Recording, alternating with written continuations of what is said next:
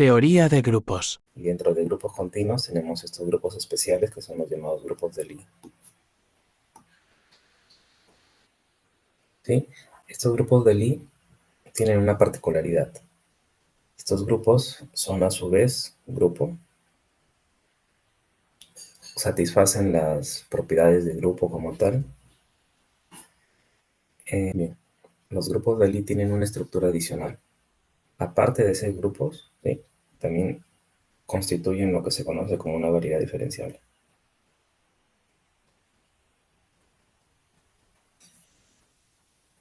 ¿Sí? Tienen estas dos estructuras, poseen los grupos de Lie, que son los grupos que nosotros usamos en física.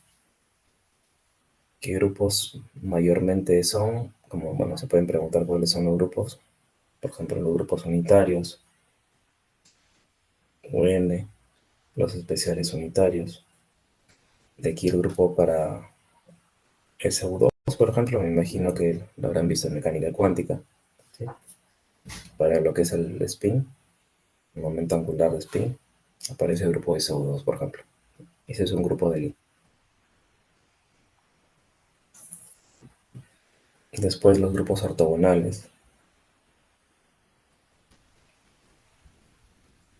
En los grupos ortogonales, el grupo de Lorentz, de la relatividad, el grupo que está detrás de la relatividad especial, de las transformaciones, ¿sí? Básicamente es el grupo de Lorentz, que sería como, no es el grupo ortogonal precisamente, pero sí es cercano al grupo ortogonal, más o menos tiene esta denominación. Eso sería el llamado grupo de Lorentz, es un grupo llamado pseudo ortogonal. Y realmente el de las transformaciones, las que han visto en relatividad especial, lo que conocen, es este grupo de acá, el especial ortogonal. ¿Sí? Y el que nosotros vamos a necesitar para ver teoría de campos es el grupo ISO13, que es como una extensión o una ampliación de este grupo, del grupo de Lorentz. Y este es el llamado grupo de Poincaré.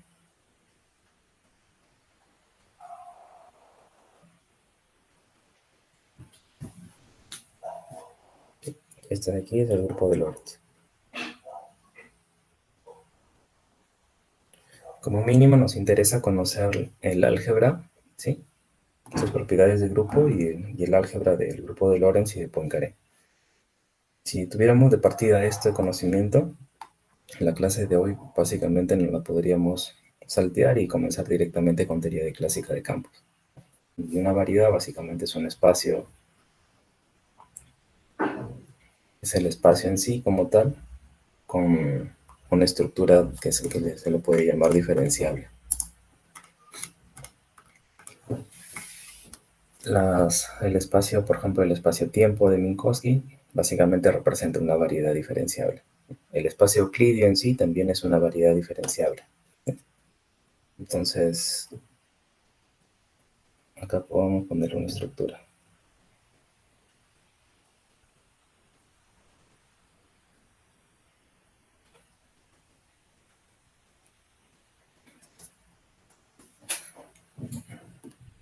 Bien, acá en cuanto a grupo, básicamente es un conjunto más una propiedad de grupo, una multiplicación definida, ¿no?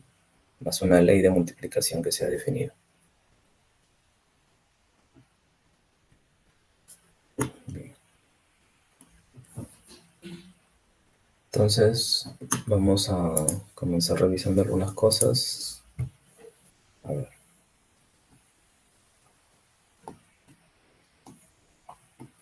Les comentaba antes de poner la grabación de por qué es necesario estudiar teoría de grupos. Y la idea es esta, básicamente. Si nosotros tenemos un objeto que pertenece a un espacio vectorial, digamos R3, yo voy a coger algún elemento, por ejemplo, de estos grupos para realizar alguna acción sobre este vector. Por ejemplo, cojo un elemento del grupo de rotaciones y precisamente hago lo siguiente, ¿no? Lo transformo en un vector básicamente rotado. Si inicialmente mi vector estaba así y esta rotación significa rotar 90 grados, bueno, la acción final va a ser tener un vector de esta forma. Esas ideas de acción sobre un espacio vectorial las tenemos que transportar luego a la mecánica cuántica. ¿Sí? Y es más, hay otros términos técnicos que van apareciendo poco a poco, como por ejemplo, cómo representar un elemento de algún grupo específico. Nosotros, más o menos, bueno, supongo que conocen un poco, que una rotación, si es en 2 dimensiones, por ejemplo, una matriz emerge para las rotaciones, que es precisamente esta de acá. Esta de acá debe ser bastante familiar. El más menos aquí va a depender del sentido de la rotación. ¿Sí? Pero este, por ejemplo, es una representación, ¿sí?, del grupo SO2. Es una representación matricial, también se le conoce como representación fundamental del grupo SO2. Bien, lo que se conoce como la teoría de representaciones también pertenece a un estudio de teoría de grupos. Cuando alguien estudia teoría de grupos, también hace teoría de representaciones. ¿Sí? ¿Y qué es una representación? Es básicamente asignar a cada elemento del grupo, ¿sí?, se le asigna un operador lineal. En este caso, una matriz. Por eso cada elemento del grupo va a estar representado por esta matriz. Del grupo de rotación, es decir, ¿no? Este es un grupo de rotación. Este es un ejemplo muy específico cuando nosotros trabajamos con coordenadas en un espacio vectorial. Bien, ahora, ¿qué sucede aquí en la mecánica cuántica? A ver, dijimos en el inicio que la teoría cuántica de campos, entre comillas, es como sumarle a la mecánica cuántica no relativista la relatividad especial. No es así de sencillo, pero en una primera aproximación se inició de esa forma. Entonces, cuando vamos a tener estos dos objetos o esas dos teorías juntas,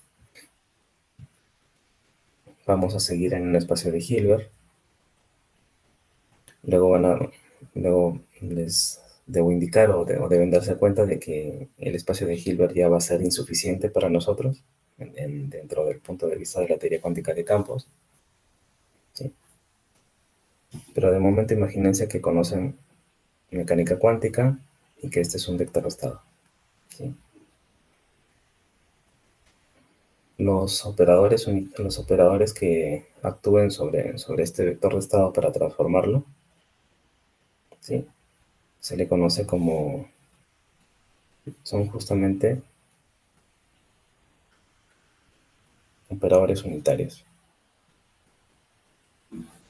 Satisfacen la unitariedad y la unitariedad les dice que U traspuesta conjugada por U es igual a la identidad. O básicamente U traspuesta conjugada es igual a la inversa, y eso se ve directamente de aquí, porque es igual a la inversa. Esto es lo que sucede en mecánica cuántica. Este sí pertenece a un espacio de Hilbert, y lo que estoy haciendo aquí es realizar alguna acción sobre mi vector de estado. ¿Okay? Recuerden que este vector de estado se puede transformar a una función de onda simplemente proyectando sobre el espacio de las coordenadas correspondientes y lo transformo en una función de onda.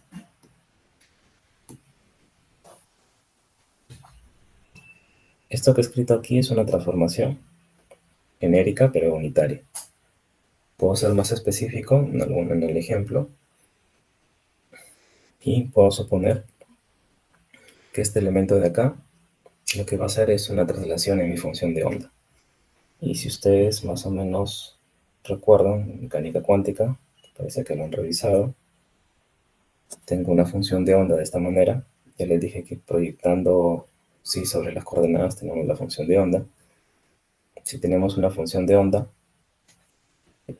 y por aquí le voy a colocar una transformación de tal manera que haga que mi onda se traslade. ¿Sí? Vamos a tener una onda trasladada con alguna cantidad de esta manera. Supongan que está en una dimensión. Este elemento de aquí, la acción que realiza sobre mi función de onda, básicamente es de traslación. Entonces yo digo que el conjunto de transformaciones de este tipo, ¿sí?, formarán un grupo, ¿bien? Y a la vez que forman un grupo, pueden ser representados de alguna manera. A nosotros nos interesan no las representaciones de esta manera, ¿sí?, sino nos interesan las llamadas representaciones unitarias. Y las representaciones unitarias son bien sencillas de escribir, porque más o menos tienen esta forma: exponencial, con algunos parámetros, y por el generador correspondiente de las traslaciones. ¿Sí? Esto básicamente es una representación unitaria del grupo de traslaciones en mecánica cuántica. Y así, cada acción sobre un objeto va a tener alguna representación. Posteriormente, para llegar a la teoría cuántica de campos, hay que desarrollar previamente la teoría clásica de campos. Y ahí vamos a estudiar y aprovechar muchas ideas de lo que conocemos como simetrías. Para nosotros, simetrías en física son lo más importante, pero es una herramienta para hacer física, son las simetrías. Entonces, una simetría normalmente se va a definir como aquellas transformaciones, ¿sí?, que me dejan invariantes las ecuaciones de movimiento. Bien. Entonces, ese conjunto de transformaciones muchas veces o normalmente forman un grupo, ¿sí? Por eso es importante estudiar de entrada o saber o conocer grupos, ¿sí?, para obviamente aprovechar sus propiedades. Sí, esa es básicamente la motivación para estudiar esto. ¿Y cómo se aprovecha así las simetrías? De repente la pregunta está por ahí. Gracias al teorema de Noether, clásicamente, sabemos que una simetría continua está asociada a una ley de conservación.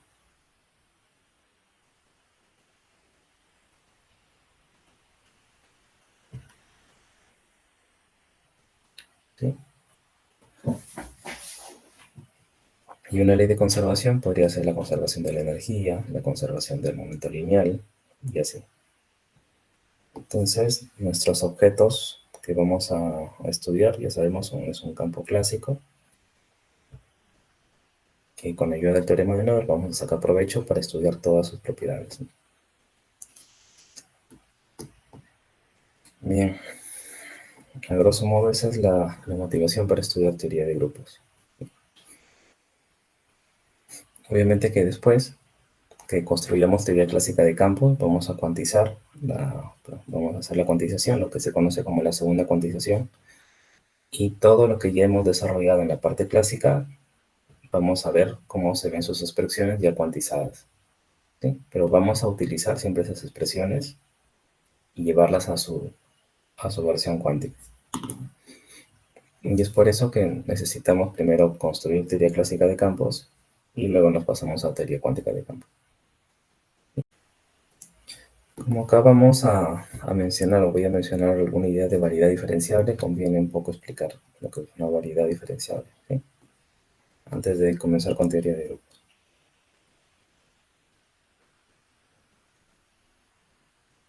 Obviamente que las definiciones y los conceptos están en internet, están en todos lados, videos y todo que podrían ver,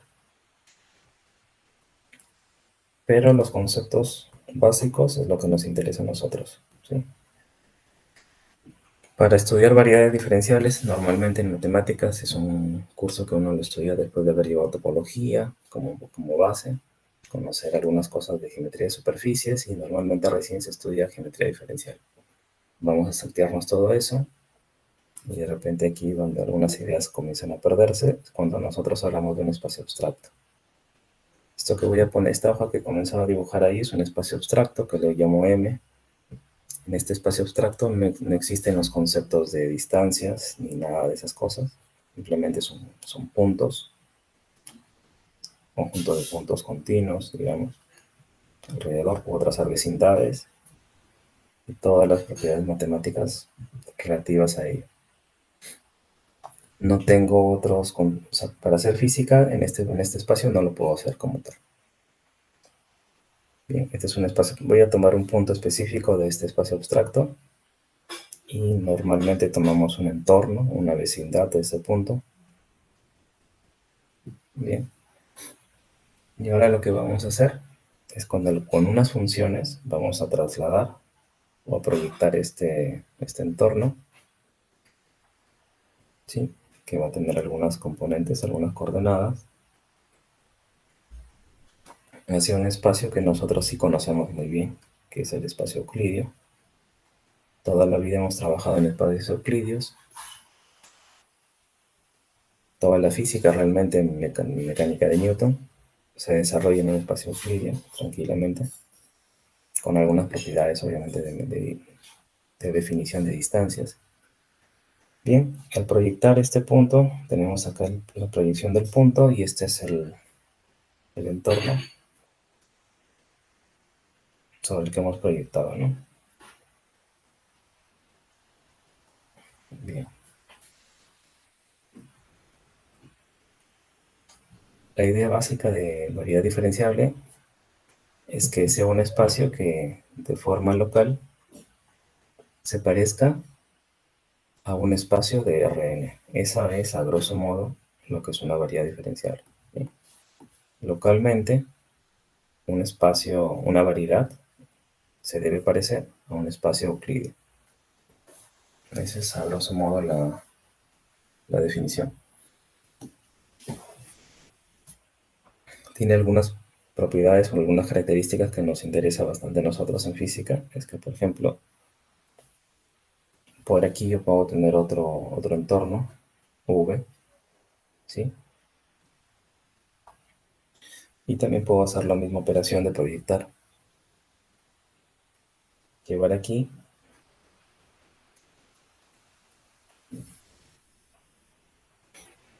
bien, vamos a llevarlo sobre el espacio euclidio. Y obviamente por acá va a haber alguna especie de intersección también. ¿Sí? Bien. Como característica básica de las variedades diferenciales, vamos a tener que en la intersección nosotros vamos a poder escribir leyes de transformación para las coordenadas x, y van a estar en función de las coordenadas y1 hasta y sub n. ¿Sí? X, las coordenadas x como función de y viceversa, también se puede hacer lo mismo. ¿Sí? Eso es algo básico que vamos a poder tener aquí. Obviamente lo inverso también se puede. Escribir las coordenadas y como función de las coordenadas x. Y estas funciones que se pueden construir son diferenciables. ¿Sí? Son continuas y diferenciables. Esto de repente es bastante abstracto, pero nosotros lo hemos utilizado en física. Si recuerdan un poquito cómo se ha trabajado en relatividad especial siempre les decían que había un sistema, bueno, la nomenclatura del sistema va a depender de mucho de quienes haya enseñado, pero supongan que tengan un sistema K y por acá un sistema K primado. Y ustedes acá tenían un conjunto de coordenadas X y por acá algunas coordenadas primadas. ¿Sí? Y luego podían escribir transformaciones entre las coordenadas primadas como dependencia de las coordenadas sin primar, ¿sí? Y viceversa.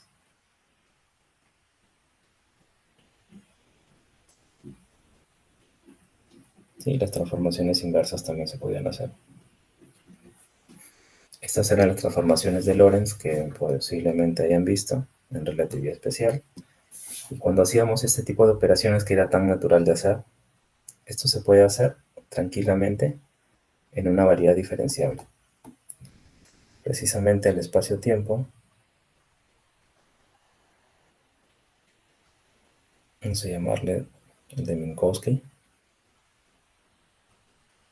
este de aquí, ¿sí? Constituye una variedad diferenciable.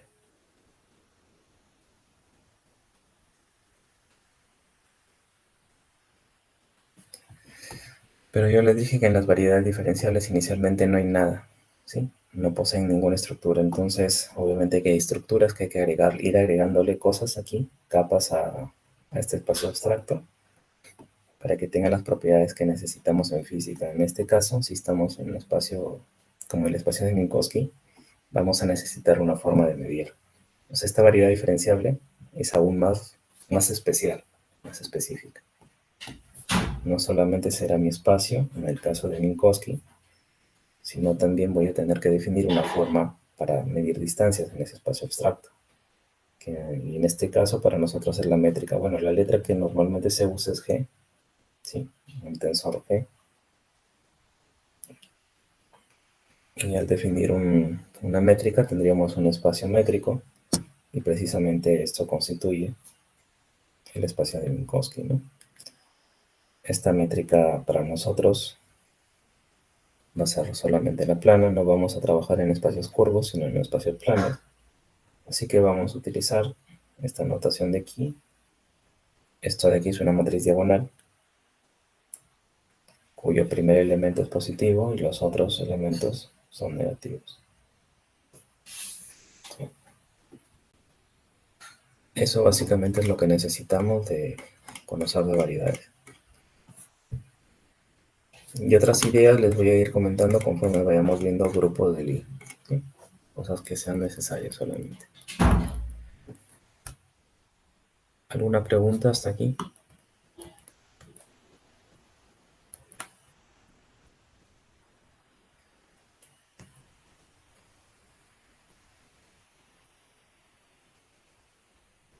¿Preguntas? ¿Sí?